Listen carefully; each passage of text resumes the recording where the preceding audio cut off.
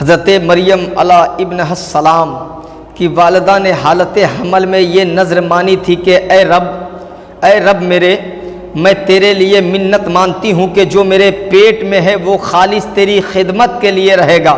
چنانچہ آپ کے ہاں ایک بچی پیدا ہوئی جس کا نام مریم رکھا گیا، اور وہ والدہ مریم اپنی اس بچی کو بیت المقدس میں لے گئی اور مسجد کی خدمت کے لیے وہاں داخل کر دیا۔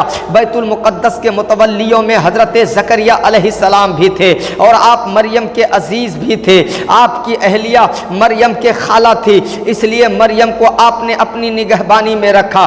زکریا علیہ السلام نے مریم کے لیے مسجد میں ایک کمرہ بنوایا اور مریم کو اپنی زیر نگرانی اس میں رکھا۔ آپ کے سوا اس کمرہ میں کوئی آتا جاتا نہیں تھا۔ آپ جب باہر جاتے تو کمرے کے دروازے بند کر کے جاتے اور تشریف لاتے تو خود ہی کھولتے۔ حضرت مریم علیہ السلام، حضرت مریم علیہ ابن السلام کی کرامت دیکھیے کہ زکریا علیہ السلام جب بھی اس کمرے میں داخل ہوتے تو اس بند کمرے میں مریم کے پاس مختلف قسم کے تازہ پھل موجود پاتے۔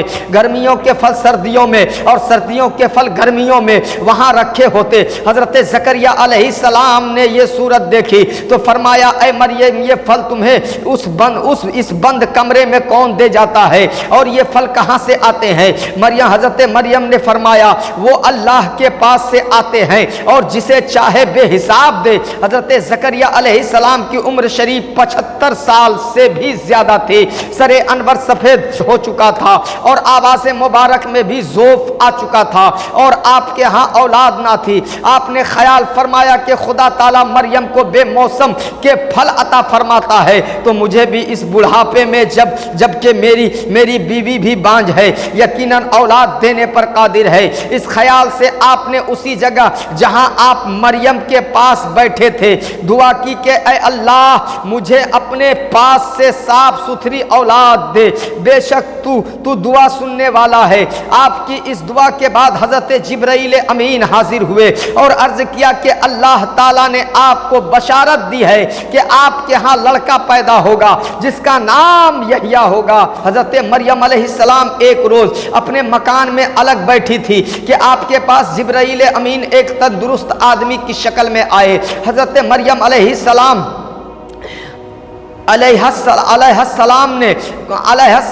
نے جو ایک غیر آدمی کو اپنے پاس موجود دیکھا تو آپ نے فرمایا تم کون ہو اور یہاں کیوں آئے ہو؟ دیکھو خدا سے ڈرنا ہے، ڈرنا میں تجھ سے اللہ کی پناہ مانگتی ہوں۔ حضرت جبرائیل امین نے کہا ڈر مت، میں اللہ کا بھیجا ہوا ہوں اور اس لیے آیا ہوں کہ میں تجھے ایک ستھرا بیٹا دوں۔ حضرت مریم بولی کہ بیٹا میرے کہاں سے ہوگا جبکہ میں ابھی بیاہی ہی نہیں گئی اور کسی آدمی نے مجھے ہاتھ بھی نہیں لگایا ہے اور کوئی بدکار عورت بھی نہیں ہوں۔ جبرائیل امین بولے یہ ٹھیک ہے مگر رب نے فرمایا ہے باپ کے بغیر بھی بیٹا دینا میرے لیے کچھ مشکل نہیں، اور یہ بات بھی مجھے آسان ہے، اور ہم چاہتے ہیں کہ تمہارے یہاں بغیر باپ کے بیٹا پیدا کر کے اپنی رحمت کا اور لوگوں کے لیے ایک نشانی کا مظاہرہ کرے، اور یہ کام ہو کر ہی رہے گا۔ حضرت مریم نے یہ بات سن کر مطمئن ہو گئی۔ پھر حضرت جبرائیل امین نے اس کے گریباں میں ایک پھونک ماری تو مریم علیہ ابن السلام اسی وقت حاملہ ہو گئی۔ آپ کا بغیر شوہر کے حاملہ ہو جانا لوگوں کے لیے باعث تعجب ہوا۔ سب سے پہلے آپ کے حمل کا علم آپ کے چچا زاد بھائی یوسف نجار کو ہوا جو بیت المقدس کا خادم تھا۔ وہ حضرت مریم کا زہد و اتقا اور آپ کی عبادت اور مسجد سے غیر حاضری یاد کرتا اور آپ کا حاملہ ہو جانا دیکھتا تو بڑا حیران ہوتا یہ کیا بات ہے۔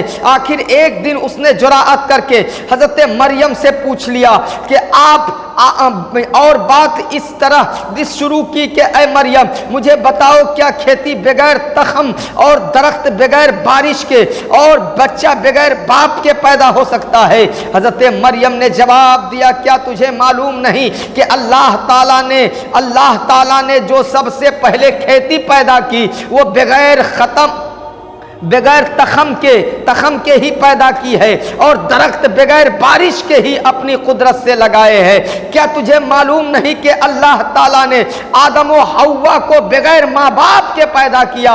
यूसुफ ने कहा, बेशक बेशक अल्लाह ताला इन उमूर पर कादिर है, और मेरा शुबा रफा हो गया। उसके बाद अल्लाह ताला ने मरियम को इल्हाम किया कि वो अपनी कौम से अलहदा चली जाए, इसलिए कि वो एक दूर जगह चली गई। और जब बच्चा जनने का दर्द शुरू हुआ तो आप एक खुश्क दरख्त से तकिया लगाकर बैठ गई और फजीहत व नदामत के अंदेशा से बोली, हाय हाय, किस तरह मैं इससे पहले ही मर गई होती और भोली बसरी हो जाती। मरियम ने जब ये बात कही तो उन्हें एक आवाज़ आई, ए मरियम, अपनी तन्हाई का, लोगों की चेमी गोई का और खाने पीने का कोई गम ना कर। तेरे रब ने तेरे नीचे एक नहर जारी कर दी है, और उसके खजूर के दरख्त के जड़ पकड़ करके उसे हिला। चुनांचे मरियम ने उस दरख्त को हिलाया तो वो फौरन सरसब्ज व शादाब हो गया, और उसे ताज़ा फल भी लग गया, और पकी खजूरें गिरने लगी। और जब आपने पेट से हजरत ईसा अलैहिस्सलाम पैदा हुए तो आवाज़ आई कि ले फल भी खा, पानी भी पी, और अपने नूरे ऐन बच्चे से आंखें भी ठंडी रख। और जब कोई शख्स तुझसे इस मामला में पूछे तो तुम खुद मत कुछ कहना, बल्कि उसी बच्चा की तरफ इशारा कर देना, बच्चे की तरफ इशारा कर देना। हजरत मरियम फिर अपने बच्चे को गोद में लेकर अपनी कौम के पास आई तो लोगों ने ये अजीब बात देखकर, कुंवारी मरियम की गोद में बच्चा है, तो कहा, ए मरियम, तुमने ये अच्छा काम नहीं किया, तेरे माँ बाप तो ऐसे ना थे, अफसोस तुमने ये बहुत बुरी बात की है। हजरत मरियम ने बच्चे की तरफ इशारा किया तो मुझसे कुछ ना कहो, अगर कुछ कहना है तो इससे कहो। लोग ये बात सुनकर और भी गुस्से में आ गए और बोले कि हम इस दूध पीते बच्चे से कैसे बात करेंगे। हजरत ईसा अलैहिस्सलाम ने दूध पीना छोड़ दिया और अपने बाएं हाथ से टेक लगाकर कौम की तरफ मुखातब होकर फरमाने लगे, सुनो, मैं अल्लाह का बंदा हूं, अल्लाह ने मुझे किताब दी है और नबी बनाया है, और मुबारक किया है, चाहे मैं कहीं भी हूँ, अल्लाह ने मुझे नमाज और ज़कात की ताकीद फरमाई है, और मुझे माँ के साथ नेक सलूक करने वाला बनाया है, और बदबख्त नहीं बनाया। हजरत ईसा अलैहिस्सलाम की इस शहादत से वो लोग हैरान और खामोश हो गए।